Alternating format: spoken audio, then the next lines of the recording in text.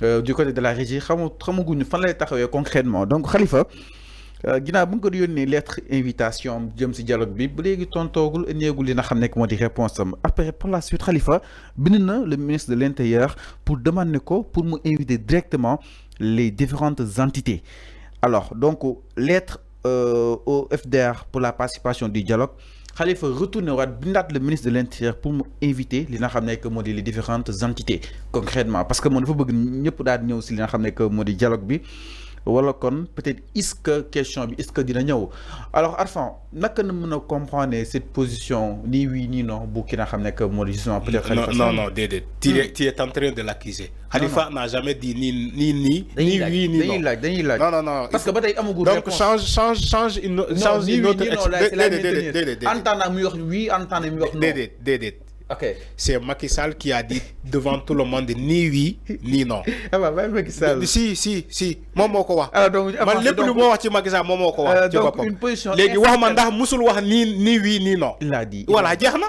mais donc Khalifa Sall. donc je change. Khalifa Sall donc musul ma changer. voilà changer la Khalifa Sall musul wax ni oui ni non. une posture peut-être incertaine. voilà naka na ko daal di jàngatee si dialogue bi. est-ce que dina dem une position pas incertaine. Ça peut être aussi une position certaine. Mais Fallou, tu vois le mal partout. C'est ça ton problème. Tu vois le mal partout, Fallou. Il faut arrêter ça. Tu veux voir le mal partout. Mon débat, s'il te plaît. D'accord, dis-nous tu débat. Non, si tu vois le mal, non, si je suis sérieux. Je suis sérieux. Toi, tu vois le mal partout. Arrêtez ces jugements de valeur. Khalifa Sall. Nous là pour poser le débat exactement. Moi, t'as une question binon concrètement. Allez-y. Khalifa Sall, il est toujours en phase avec lui-même. Khalifa, il est toujours en phase avec lui-même. Madame. Il a toujours répondu au dialogue. Il n'utilise pas la politique de la saisie vide. Il l'a toujours dit.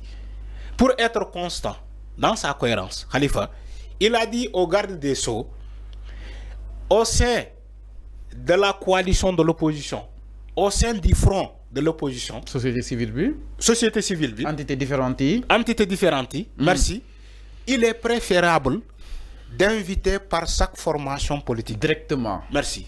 Dama koy décortiquer. Do manipuler fi, man ma fi ne. Dama ne Khalifa, il a été clair. Il a dit au ministre de l'Intérieur, il est préférable nga yónnee chaque formation politique, c'est-à-dire chaque parti politique, nga yónnee ko directement l'invitation. Mu réceptionner ko. Mu xol ndax dina ñëw wala du ñëw. Khalifa loolu la joxe comme idée. Mais Khalifa, les dernières informations qu'on a reçues, Khalifa Sall a réceptionné son invitation.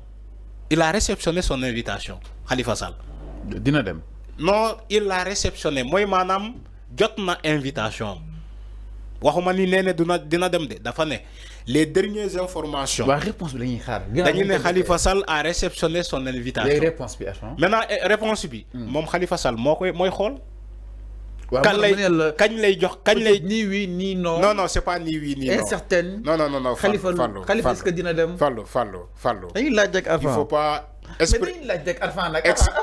Waaw. Bàyyi personnaliser débat bi ci man. Bàyyi personnaliser débat bi ci man. Fallu expression bobu Macky Sall moko mom. Bu ko wutal benen parenté. Bu ko wutal kenen ku koy bayal. Macky Sall mom expression bobu. Ni oui ni non. Bu ko jox kenen. C'est là où je ne suis pas d'accord. Khalifa n'a pas dit ni oui ni non. Il a dit que j'ai réceptionné, j'ai accusé de réception l'invitation qui m'a été soumise par le ministre de l'Intérieur. Donc, on attend la réponse de Khalifa Sall. Le ministre de l'Intérieur attend la réponse de Khalifa Sall. Mais il n'est pas dit que Khalifa a dit ni oui ni non. Il faut arrêter ça aussi. Lolu yaangi Khalifa peut porter plainte pour ça est-ce que xam nga ko wax la ni que dang ma waxuloo li ma waxul man je n'ai jamais dit ni oui ni non donc c'est ça ni oui ni non xam nañu ko mom moy Sall Ngari Lam Toro Bour Guédé mom ni oui ni non bo len bëggee 3e mandat ngeen ñaan mako ci ngek Macky mom expression yoy donc il faut le dire les choses telles qu'elles sont. mais pour dire une chose peut-être c'est certain, Khalifa il a toujours participé au dialogue. Mandama am yakar ni que dialogue bi du 28 mai Khalifa participera à ce dialogue là. Sauf retournement de situation, Khalifa va participer à ce dialogue.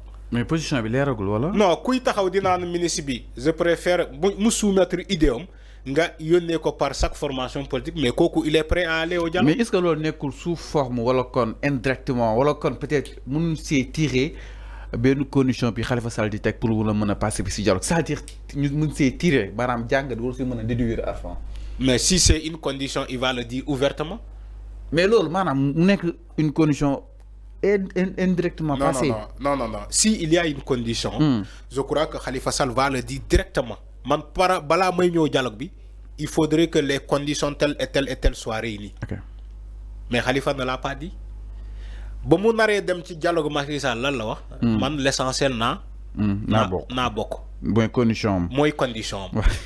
L'essentiel naa bokk. Te Macky a respecté cette condition. Khalifa bokk na ci élection yi. Mais dialogue bi du dialogue élection dañuy xol lan lañuy réformer les codes certains le collège électoral xol le corps électoral certains articles ñu modifier len la formation des partis politiques le financement des partis politiques lolu moo tax ñu woote ce dialogue là pour ñëpp ñëw ñu xalaatandoo joxe ay idées au final ñu def rapport. Donc Khalifa si il a une condition, je crois qu'il va le dire directement au ministre de l'Intérieur ne ko lii mooy sama condition pour participer au dialogue, mais il n'a pas dit au ministre lii mooy sama condition. Daf ko ne j'ai réceptionné le document d'invitation qui m'a été soumis, mais il est préférable selon man Khalifa Sall sama gis-gis qui au fond au sein de l'opposition, qui les fronts de l'opposition, qui la société civile et les autres entités, il est préférable nga yónnee par parti. Est-ce que njottees ñu foofu noonu dafa am ñu jotagul ba tey seen ay invitation te ñu bëgg a bokk concrètement? Exactement. Donc liggéey bi est-ce que amul défaut peut-être? Non amul défaut. Képp ku bëgg a ñëw invité dialogue bi. Non il faut ñu invité la man su ma invité Fallou man dinaa dem toog wax sama xalaat waaye xam naa duñ ma invité. Mais invitation yi jeexagul ñu ngi koy joxe ba léegi. Comme invité leen ma. ñu ngi koy joxe ba léegi. Pourtant société civile bi leen bokk de Arfan pourtant suñu eggee incha allah dinañ joxe suñu xalaat suñu wooyee noonu Arfan ñu dem pale dinañ joxe suñu xalaat de.